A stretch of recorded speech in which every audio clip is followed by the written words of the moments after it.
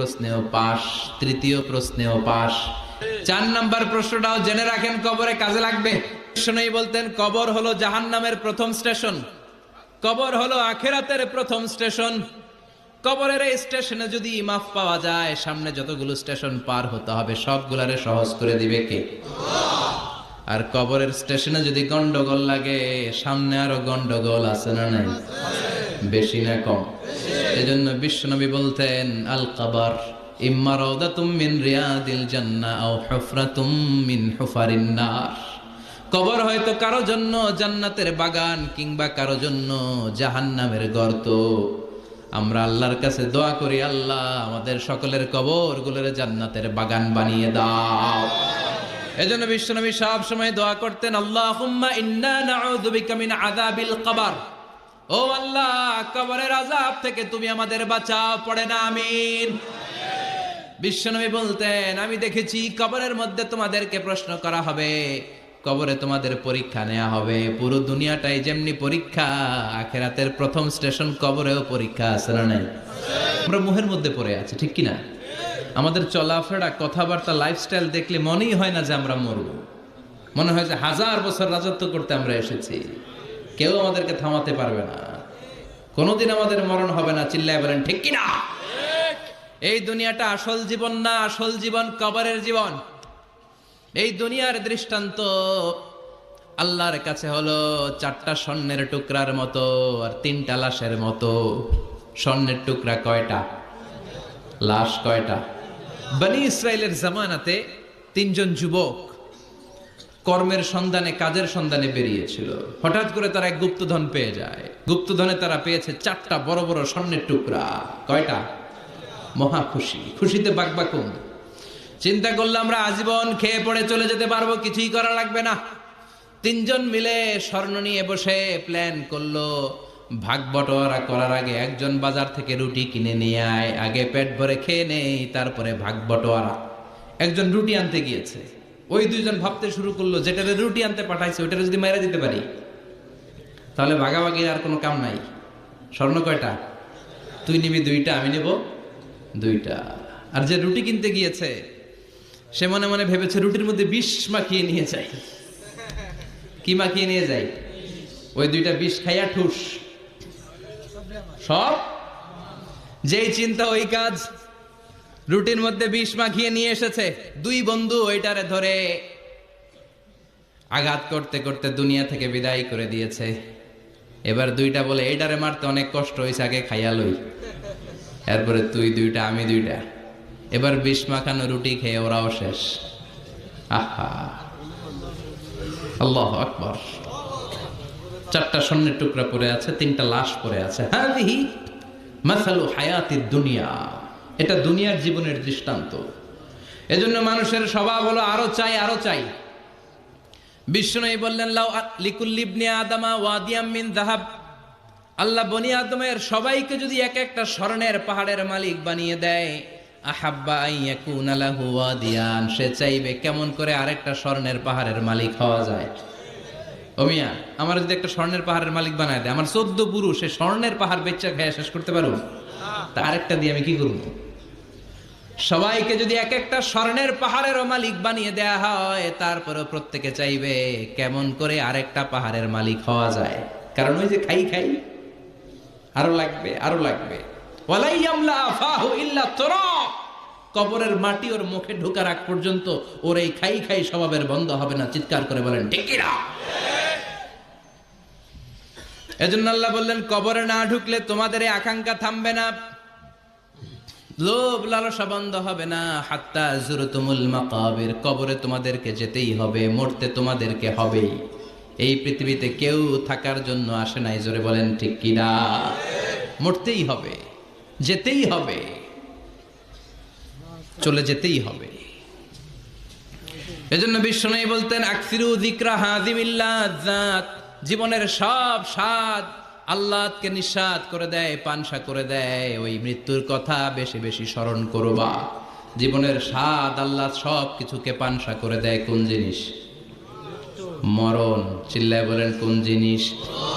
আরো জোরে বলেন কোন জিনিস? সুনিশ্চিত যেতেই হবে, কোনো সন্দেহ আছে? কথা বলেন, সন্দেহে আছে কারো? একদিন মাটির ভেতরে হবে ঘরে মন আমার, কেন বান্ধ দালান ঘর রে মন আমার, কেন বান্ধ দালান ঘর। একদিন মাটির ভেতরে হবে ঘর রে মন আমার, কেন বান্ধ দালান ঘর। ঠিক কিনা? কবরের ঘর আসল ঘর, এটা আল্লাহ বুঝাতে চাইলেন। হাত্তা জুরতুমুল মাকাবের, মাকবার মানে কবরস্থান, এটার প্লুরাল হলো মাকাবের। আল্লাহ বললেন এই কবরস্থানে যাওয়ার আগ পর্যন্ত দুনিয়া কামানোর লোভ আর লালসা তোমাদের কমবে। কিসের নেশায় যে আমরা ছুটছি, শুধু ছুটছি, প্রতিযোগিতার প্রতিযোগিতা, কোন দিকে যে যাচ্ছি আমরা নিজেরাও জানি না। জোরে বলেন ঠিক কিনা? চাহিদার আমাদের শেষ নাই, যার যত বেশি তার চাহিদা তত বেশি। গাড়ি আছে বাড়ি চাই, বাড়ি আছে নারী চাই, এটা আছে ওটা চাই, ওটা আছে সেটা চাই, এরকম চাহিদা আছে না নাই? যারে আল্লাহ দিয়েছে বেশি তার চাহিদাও তত বেশি। ঠিক কিনা? যার সাইকেল আছে সে মোটর সাইকেল চায়, মোটর সাইকেল আছে তো প্রাইভেট কার চায়, প্রাইভেট কার আছে মনে মনে ভাবে প্লেনে চড়তে পারলে একটু ভালো হয়, এরপরে কয় হেলিকপ্টার। আছে না নাই? যিনি মেম্বার হয়েছেন তিনি ভাবলেন সামনে চেয়ারম্যান হইলে একটু ভালো হয়। যিনি আপনাদের ভোটে চেয়ারম্যান হয়ে গেলেন মনে মনে ভাবে এবার যদি একটু পার্লামেন্টে যাইতে পারি খারাপ হয় না। কথা কন, পার্লামেন্টও নিছেন ওনারে, এবার মনে মনে ভাবে একটা মন্ত্রণালয়ের দায়িত্ব যদি পাই খারাপ হয় না, এলাকার উন্নয়ন বেশি বেশি করা যাবে। মন্ত্রীও হয়ে গেছে, এবার মনে মনে ভাবে আর আছে একটা। জোরে কন, ওইটার সুযোগ এই দেশে নাই, ওইটার সুযোগ এই দেশে নাই, হয় উনি নয় উনি। কথা কন, এই দুই ফ্যামিলির বাইরে আমাদের আর কোনো গতি নাই। তো গতি যেহেতু নাই, ওনারা ভালোভাবে চালাক, আমাদের কোনো কথা নাই। জোরে বলেন ঠিক কিনা? যারাই আমাদের নেতা হবে আল্লাহ সুন্দরভাবে তাদেরকে দেশটা চালানোর তৌফিক দাও, পড়ে না আমিন।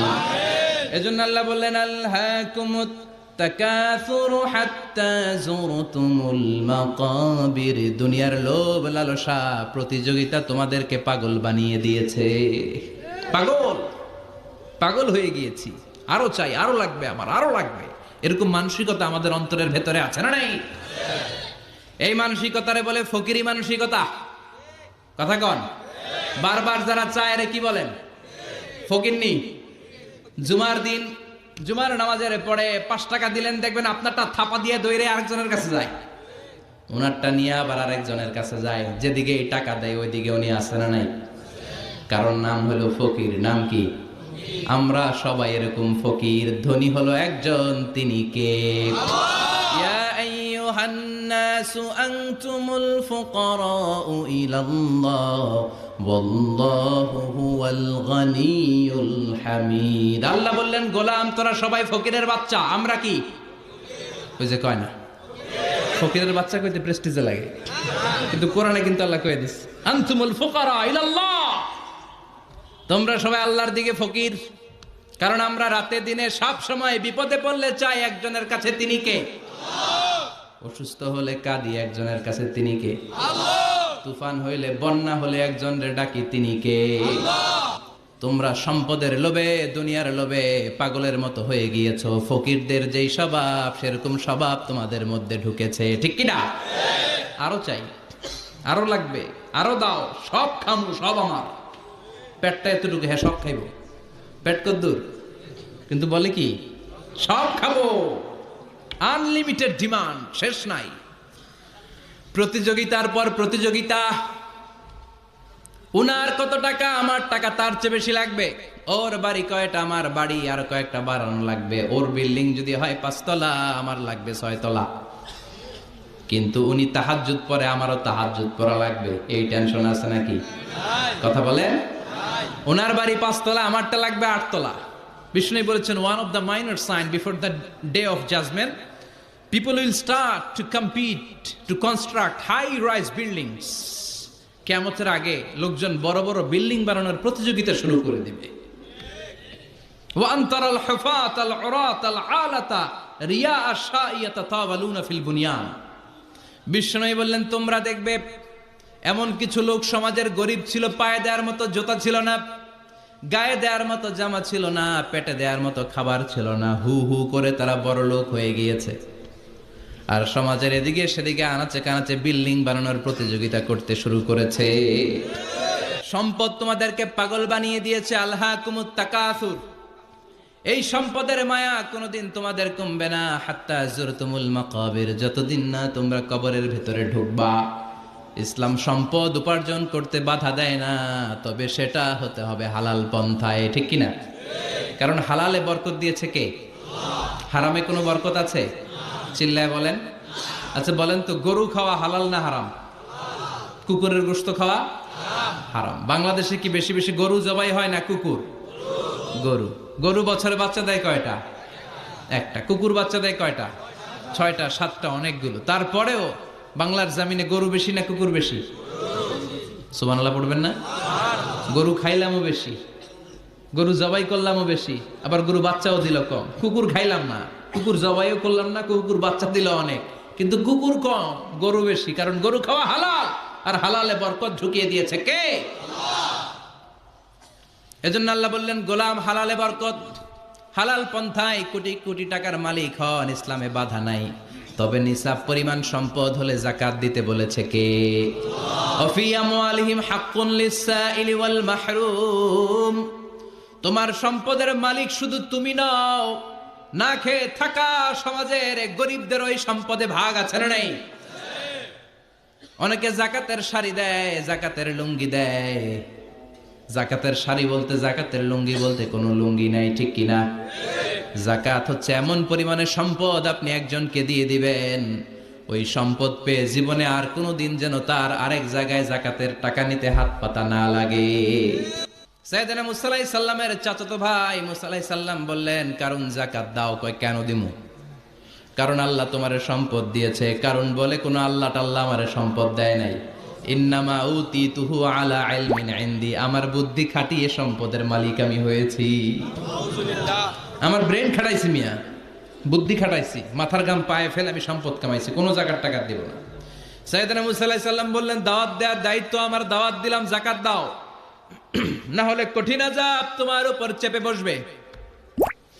কারণ বলে পারলে তুমি শাস্তি নিয়ে আসো। সাইয়েদনা মুসা আলাইহিস সালাম আল্লাহরে বললেন আল্লাহ অনেক আমি দাওয়াত দিলাম, গরিব দুঃখীদের মাঝে যাকাত দেন, আপনি শাস্তি পাঠান। রব্বুল আলামিন বললেন কিছুক্ষণের মধ্যে পুরো জমিনটা কারুন তার সম্পদ সহ সব কিছুকে মাটিতে দাবিয়ে দিবে। ফাখাসাফনা বিহি ওয়া বিদারিহিল আরদ, হঠাৎ করে পুরো জমিন কারুনের সম্পদ সহ মাটিতে টান দিতে লাগলো। আমি জায়গাটা নিজে দেখে এসেছি। আমি মিশরে পড়াশোনা করেছি, তো মিশরের কায়রোতে ছিলাম। কায়রো থেকে প্রায় 100 মাইল দূর হবে একটা শহর আছে ফাইউম। এই ফাইউম শহরে বহাইরা কারুনের সব সম্পদ সহ বাড়িঘর সহ জমিন যেখানে দাবিয়ে তাকে জমিনের ভেতরে গর্ভস্থ মাটির ভেতরে ঢুকিয়ে ফেলেছে, ওই জায়গাটা আজও ঠিক ওই রকম আছে। ওখানে একটা লেক হয়ে গিয়েছে, হ্রদ। মিশরীরা এখন মাছ ধরে। জমিন তাকে ভিতরে টানতে লাগলো, হাঁটু পর্যন্ত টেনে ফেলার পরে সে বলে আমি উঠে যাব। কোমর পর্যন্ত মাটির ভেতরে গেড়ে গেল, সে বলল আমি বেঁচে যাব। এবার গলা পর্যন্ত যখন দেহটা মাটিতে দেবে যায়, এবার হাত তুলে বলে মুসা সব সম্পদ তোমার, আমারে বাঁচাও। এমন ভালো মানুষ, সোজা আঙ্গুলে কি সব সময় উঠে দেয়, ও মুসা সম্পদ নাও, আমারে বাঁচাও, বাঁচতে চাই। সাইয়েদনা মুসা বলে দ্য টাইম ইজ আপ, সময় শেষ। যখন দাওয়াত দিয়েছি তখন যদি দাওয়াত মেনে নিতা বেঁচে যেতা, এখন আমারও কিছু করার নাই, আমি গেলাম। ইয়াতাজালজালু ফিল আরদ হাত্তা ইয়াউমুল কিয়ামা, প্রতিদিন সহিহ বুখারীর বর্ণনা 1 বিঘত পরিমাণ আল্লাহ তাআলা জামিনকে আদেশ দিয়েছেন কারুন এবং তার সম্পদকে প্রতিদিন 1 বিঘত করে জামিনের ভেতরে নিতে থাকবে, up to the day of judgement, কিয়ামত পর্যন্ত কারুন তার সম্পদ সহ জমিনের ভেতরে যেতেই থাকবে। চিল্লায় পড়েন সুবহানাল্লাহ। এজন্য আল্লাহ বললেন, সম্পদ তোমারে বাঁচাতে পারে না, ক্ষমতা তোমারে বাঁচাতে পারে না, বাঁচাতে পারে একজন, তিনি কে? প্রশ্ন আছে না নাই? কয়টা? জোরে বলেন। মুমিনদের জন্য 4টা, কাফিরদের জন্য 3টা। ভালো করে জানেন, চিল্লায় বলেন, মুমিনদের জন্য কয়টা, কাফিরদের কয়টা? প্রশ্নপত্র ফাঁস করে দিছে কে? কথা কন। এরপরও যদি ফেল করি, দোষ কার? দোষ আমাদের, আমাদের দোষ। কবর দেওয়ার পরে 40 কদম যখন আত্মীয়রা চলে যায়, 2জন ফেরেশতা আসবে, বসাবে। এই ঘটনাটা আমারও ঘটবে, আপনারও ঘটবে, বিশ্বাস হয়? প্রস্তুত আছেন তো? বসিয়ে দেওয়া হবে। মুমিন বান্দাকে প্রথম প্রশ্ন করবে, আমার রব্বুক, তোর রবের নাম কি? মুমিন বান্দা বলিষ্ঠ কণ্ঠে বলে দিবে। আমরা যেন আল্লাহ বলিষ্ঠ কণ্ঠে বলতে পারি, আল্লাহ আমার রব, তুমি কবুল করো। পড়ে না আমিন? প্রথম প্রশ্ন খালাস। দ্বিতীয় প্রশ্ন, আমা দীনুক, তোর দিনের নাম কি, ধর্মের নাম কি? চিৎকার দিয়ে আমরা বলবো, আমাদের ধর্মের নাম। তৃতীয় প্রশ্ন করা হবে, মান হাযার রাজুল, দেখো তো এই লোকটারে চিনো কিনা, এই লোকটারে চিনা চিনা লাগে কিনা। আমরা বলবো, চিনি মানি, এই লোকের জন্য আমরা দুনিয়াতে সব করতে রাজি ছিলাম। এই লোকের জন্য আমরা দেহের প্রাণ ঢালা উচ্ছ্বাস ছিল আমাদের হৃদয়ে। আমাদের দেহের রক্তটুকু বিলিয়ে দিতে আমরা পৃথিবীর বুকে কুণ্ঠাবোধ করি নাই। চিল্লায় বলেন ঠিক কিনা? এই নবী আমাদের পেয়ারা নবী, চাঁদের চেয়েও সুন্দর তুমি, নবী আমার কামলিওয়ালা। চাঁদের চেয়ে সুন্দর তুমি, নবী আমার কামলিওয়ালা। দু জাহানের বাদশাহ তুমি, প্যারা নবী সাল্লে আলা। দু জাহানের বাদশাহ তুমি, প্যারা নবী সাল্লে আলা। চাঁদের চেয়ে সুন্দর তুমি, নবী আমার কামলিওয়ালা। পড়েন আল্লাহু আকবার। আমরা বলবো, এটা আমাদের কামলিওয়ালা নবী।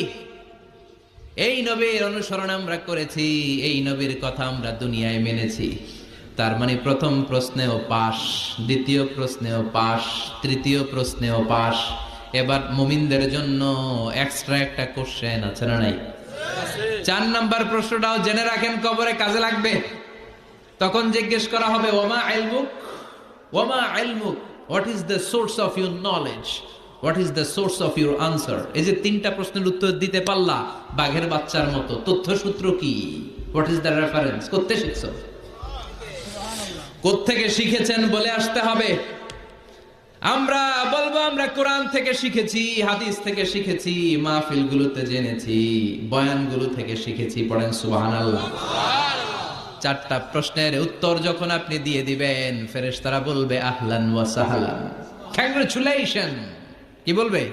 আহলান ওয়া সাহলান, মানে কংগ্রাচুলেশন, খোশ আমদেদ, খোশ আমদেদ, খোশ আমদেদ, খোশ আমদেদ, খোশ আমদেদ। ওয়ায়ুফসাহু লাহু কবরুহু 70 যিরান, কবরটারে 70 হাত লম্বা করে দেয়া হবে। ওয়ায়ুফতাহু লাহু বাবুন ইলাল জান্নাহ, জান্নাতের দিকে একটা দরজা সেট করে দেয়া হবে। ওই জায়গা দিয়ে, দরজা দিয়ে জান্নাতের এয়ার কন্ডিশনের ঘরগুলো থেকে ঠান্ডা হিমেল বাতাস আর সুগন্ধ এসে কবরটারে আমোদ করে দিবে। ওয়ায়ুলবাসু মিন লিবাসিল জান্নাহ, জান্নাতের চমৎকার একটা পোশাক পরিয়ে দেয়া হবে। আর বলা হবে, নাম কানাউমিল আরুস, বাসর রাতে বর যেমনি কনেকে নিয়ে আনন্দের ঘুম দেয়, তুমিও একটা ঘুম দাও। সুবহানাল্লাহ পড়েন।